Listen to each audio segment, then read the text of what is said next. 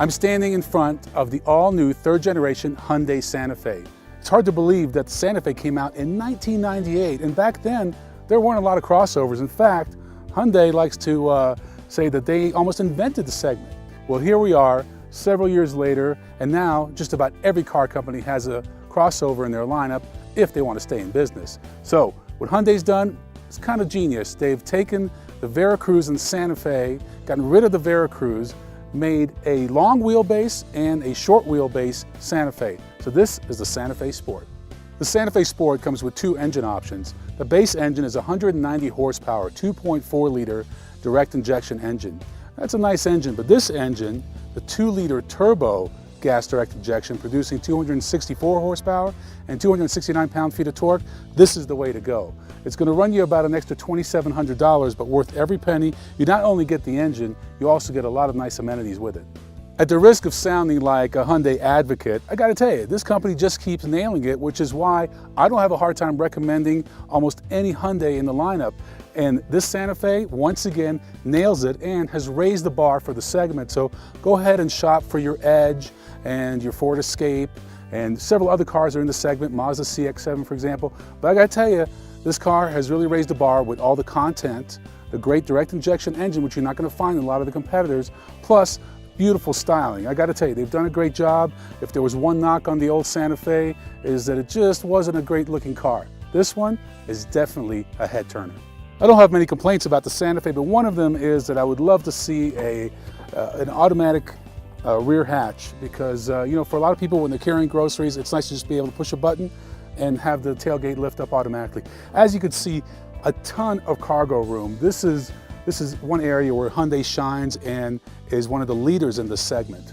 Now, another thing that we found today on our ride is that the Santa Fe seems to suffer from some travel issues. You know, it's always a fine line between making a vehicle a little too sporty or a little too comfortable, and it seems to me like when you hit some bumps, you seem to have a little bit of extra travel. So it's something I highly recommend you do if you're considering the Santa Fe. Go drive it on some bumpy roads, see what it feels like. If it's okay for you, then no problem. I just want to point that out to you. Of all the improvements that Hyundai has made from the second generation Santa Fe to the third generation, it's the weight. They've actually reduced 266 pounds from the second generation to the third generation. That is a ton of weight, and they did that to get better fuel economy, 20 in the city, 27 on the highway. The Santa Fe Sport claims to be a 5-passenger crossover, and it is, but as you can see, with the front seat all the way back, there's literally zero room. Thank goodness for over 5 inches of seat travel, and now perhaps a vertically challenged adult could actually fit in here. But here's one thing we really do like.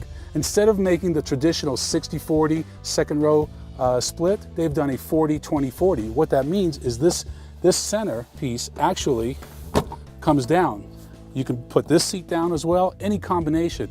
This makes for a very versatile crossover. So 4 people are going skiing over here in Park City, put your skis right down the middle. As if all that wasn't enough to sell you on the Santa Fe Sport, how about this panoramic sunroof, so that when you're here in Park City, Utah, you can enjoy the great outdoors with a huge view of the sky. I want to point out a couple of things about the interior of the Santa Fe Sport.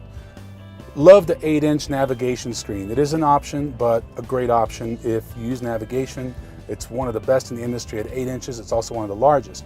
The gauges are fine. They're very clear, easy to read. However, I'm not a big fan of these kind of covers that are coming extrude way out of the dash. I wish they would have made it a little bit more flush, but that's a personal preference.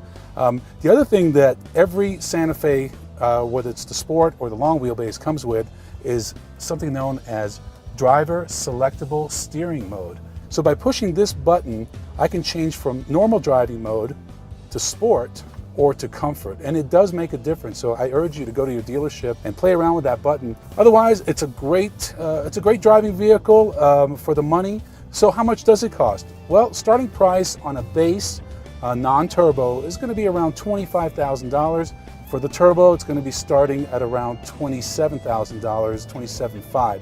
They're all available in front-wheel drive or all-wheel drive. So the vehicle we're driving today is nicely equipped, all-wheel drive, turbo. You're looking at about $34,000, $35,000, and Quite honestly, that's right there with the competition, but you get a lot more content with Hyundai, plus a 10-year warranty.